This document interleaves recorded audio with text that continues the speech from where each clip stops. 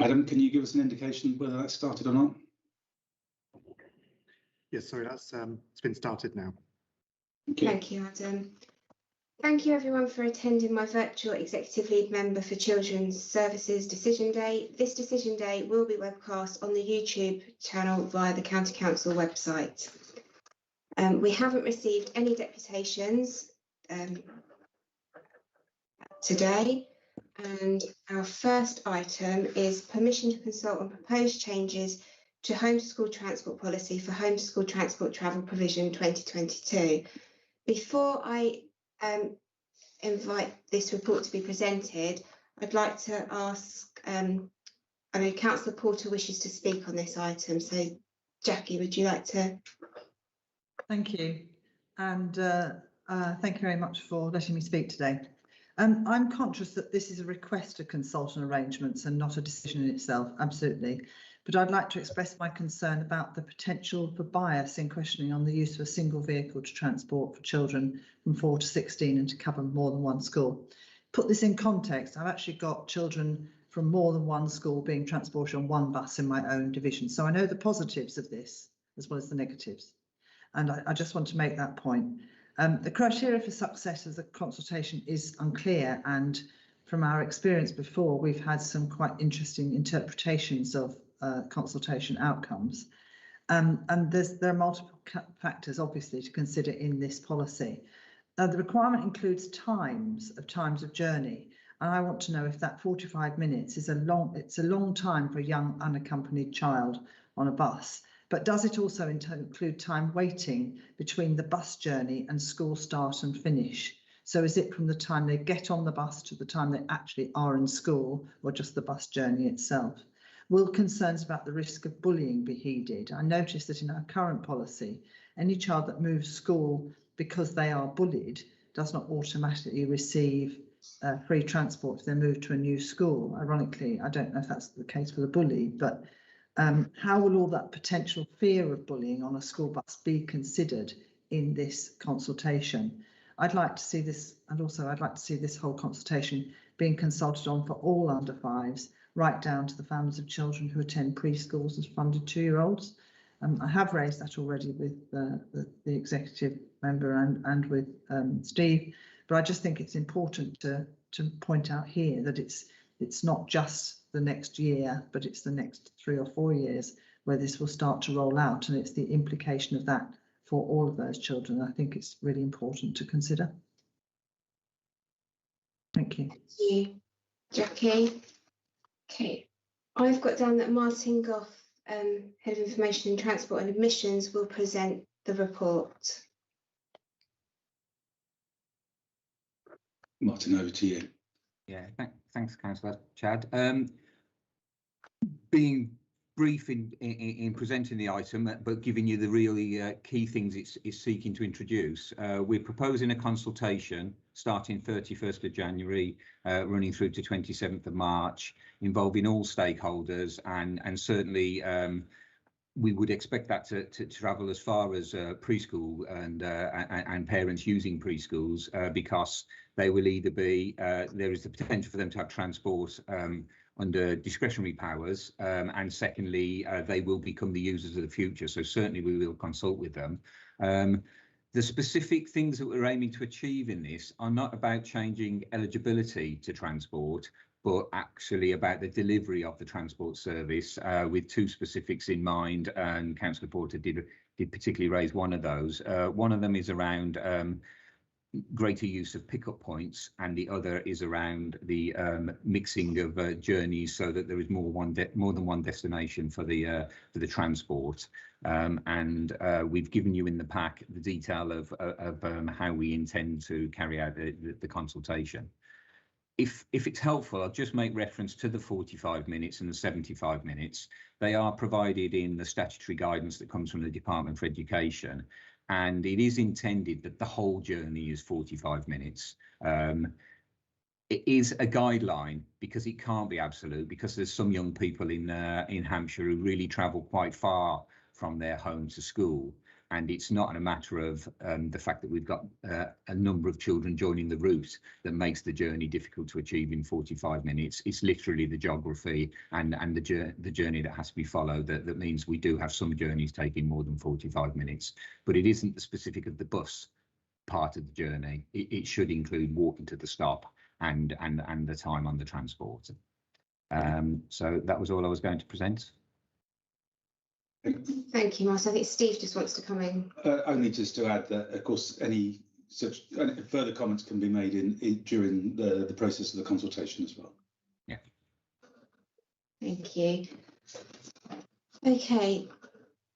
I personally don't have any further questions other than that I asked in the briefing on this, and it is it's the permission to go to consultation, and I think we need to get the feedback from that consultation as well, for when we move to look at what our policy will be going forward.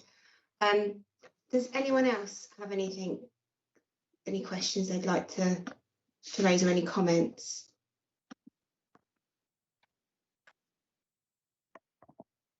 Lisa Tustain. Hi, thanks.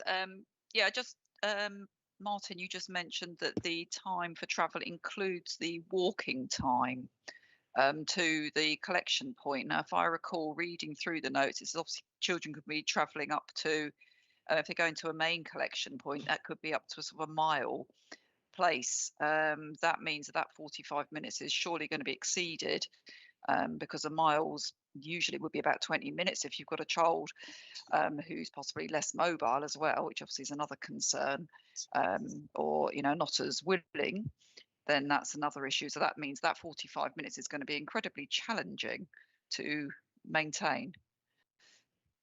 Okay, if I'm just going to explain in that that's another point that can quite rightly go into the consultation, and you can make that point in the consultation.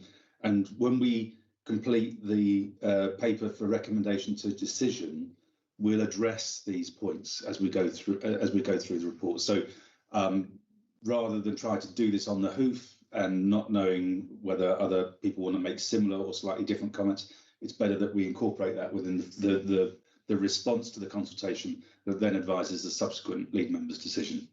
Okay, fair enough. Absolutely. Thank you for that.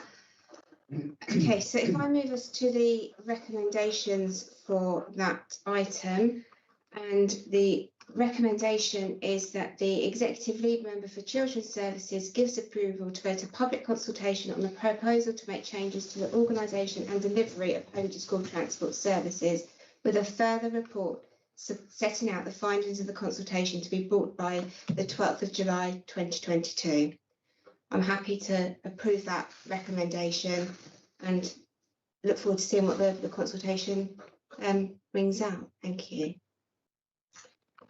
So if we move to the next item on the agenda, which is permission to consult on the proposal for social care capacity at Furval Residential Respite Children's Unit to remain closed.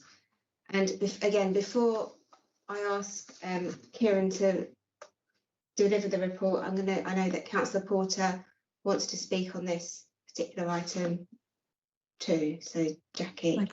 Thank you. I think actually my concerns have been allayed in our spokesperson report. I obviously had to ask for permission to speak before that, but I'm also conscious that we have closed children's units before, respite units in Merridale, in Kingsworthy, and I'm very anxious to make sure that the parents, not only of the children that are currently receiving it, are likely to receive it, and I have been assured that it will be children of all ages will be asked, or families will be asked whether it's appropriate for them. I do hope that this will come to a decision at or a consultation or a conversation at select committee, because the impact of this is not just about Furval, but the whole of the provision of respite. Many parents during lockdown have made enormous sacrifices because they realise that their own child has to be kept safe. But we do need a long-term solution that's not COVID, not just relating to COVID, I think. And I'm hoping that the parents will be able to separate the two out in their responses. Thank you, Jackie. Kieran, can I invite you to present the report, please? You certainly can, Chair. Thank you very much. So this is, again, it's a permission to consult. Furval is a 5-bed respite unit in Basingstoke. It has been closed in terms of the social care provision, the 5 beds of social care provision since March 2020. And families, the majority of families have had alternative services being provided to them. There were 12 families allocated to Furval when it closed. There are currently 9 left as 3 have reached 18. And there's 14 families currently waiting on our waiting list for overnight respite. I think one of the key features here is that we've struggled operating Furval for a number of reasons prior to its closure or temporary closure, partly due to there's been a big residential development all around it, and it's now very much overlooked, and it's very the privacy of young people and the kind of young people that we had staying there, both using the garden and in their bedrooms, was being impinged upon. There's also a substantial amount of work that needs to be done. When Furval was built, there were a number of the space of corridors and rooms and doors was designed for the kind of wheelchairs that were prevalent at the time. Developments in technology of wheelchairs and buggies has now changed. They're much wider. They no longer fit through the doors and the corridors. So there's a large amount of work that needs to be done. We've estimated on one proposal was that it's over £400,000 just to get it to fit those kind of wheelchairs and buggies and have the fire doors done, some work to the car park. We are intending, as part of our SP323 programme, to take £450,000 the savings out of this. That leaves over £419,000 to reinvest in services, both purchasing additional overnight respite capacity from the existing market, working with new providers to replace what we are giving up in terms of Furval, and also, and really importantly, looking to provide a wider range of services that can avoid the need for overnight respite. So a lot of children and families, for example, need overnight respite because children can't sleep and it disturbs the family. But if we're able to address those sleep issues for those families, then the need for overnight respite is no longer there. The same with behaviour, and we've got some providers that we're working with around both sleep and behaviour management that are proving quite successful at the moment, and we're looking to expand our commissioning of those services. And that's both for current families and, of course, all future families that need these kind of services. Thank you, Kieran. Does anyone else want to come in on this item at all? No? Okay. Just for me personally, can I just, in regards to the consultation, the emphasis really needs to be on those future users and those that are obviously currently using it, and how we can work with those families to support them and their children. If I move us to the recommendation, which is item 2 on the paper, I'm happy to approve the recommendation for this item, just with that making sure that those future potential families, we contact them as much as we possibly can, and to really make sure that the children that are currently in there, that the families are happy with the provision that they're currently and using. So just in regards to that, item 2, happy to approve the proposal to go to consultation in regards to Furval. Thank you very much for that. Okay, the next agenda item is the Children's Services Capital Programme for 2022-23 to 2024-25, and Peter, over to you for this one. Thank you, Chairman. I wasn't planning to go into detail. We've had a fairly extensive conversation and discussion this morning. So unless there was anything particular you wanted me to raise, otherwise I'll leave the recommendations if you're happy at section 1. Absolutely. I was really pleased with how positive actually this was discussed at the select committee this morning, and the questions from the members and the support from the members of the select committee was really, really fabulous to see. Does anyone else have any comments that they'd like to make or questions in regards to the capital programme? No. I just think it's wonderful that we are able. We've got a sum of just under the 150 million to spend in our schools. I think it's amazing, and across the Children's Services Department. So I'm not going to read all of these recommendations out because there's quite a few of them. So if we take them in bulk, so the recommendations are start on page 55, and it's recommendation 1 down to recommendation 9.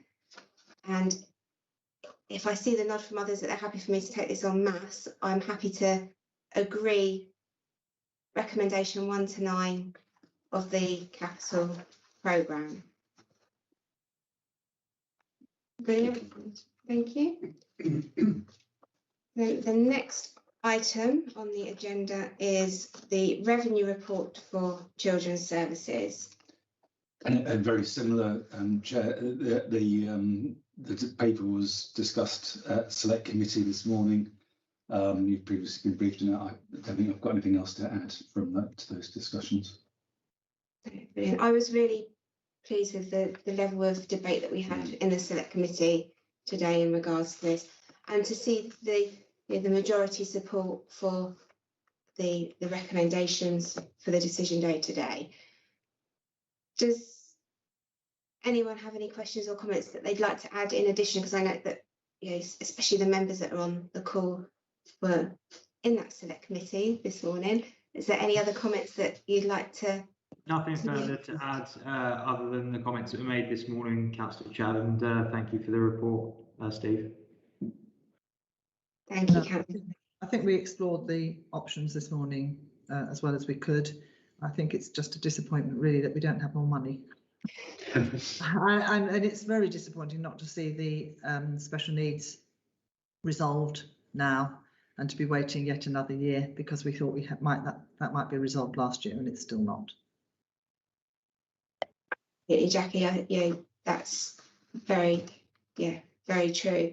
And I think every department wouldn't decline any additional funding, would they? So, and especially for our most vulnerable children, actually, in that we look after, be that in children's care or within our schools with SEN provision.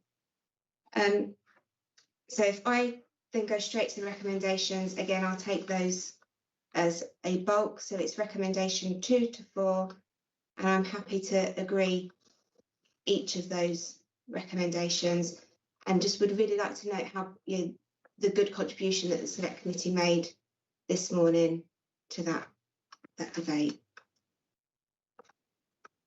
Okay, so last but not least, we've got agenda item 5, which is Holy Water School classroom extension, and I believe it's Bob. Yeah. Thank you, Chairman. I wasn't proposing to go through all the detail of the report again today. It is for the proposals to extend and refurbish Holywater School, as we say, creating additional school places. And there's no changes since the Chairman's briefing. So I wasn't really intending saying much more today. Thank you. Thank you. I think, we need these, additional spaces as much as we possibly can get, and I've no hesitation in supporting, this recommendation, but I would like to invite others if they would like to make any comment about the school. I think we can only trust, it's Jackie Porter, I think we can only trust the officers who have the knowledge of where these schools are needed and which school is likely to be welcoming to these children as the reason for doing this. And so I don't think there's anything to be scrutinising in this matter. It's about good management. Thank you. Exactly. Councillor Hare, did you want to say Yeah, something? no question, just a comment. I really support the classroom extension. So happy to go ahead with that. Thank you. Brilliant. I'd like to echo that support, Councillor Chad, regarding the classroom extension. I think it's a really positive thing, and I look forward to seeing it progress. Fantastic. Okay, so if we go to the recommendation, which is recommendation 2 on the report, and I'm happy to approve the project proposal and at the total cost of £530,000. So thank you everyone for all attending my decision day, and can I please ask that the webcast is stopped?